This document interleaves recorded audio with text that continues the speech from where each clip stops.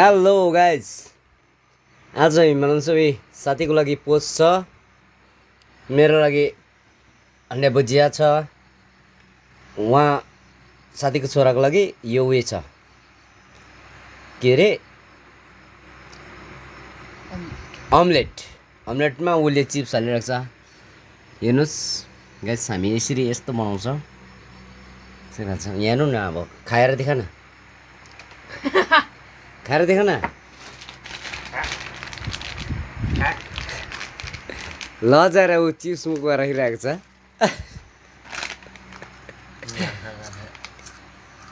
यो चाहिँ हाम्रो एउटा सानो डिस्क हो है।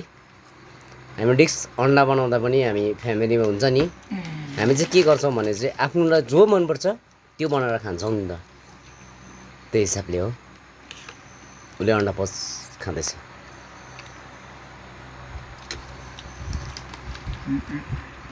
चिप्स त छोराकोबाट चोर्यो।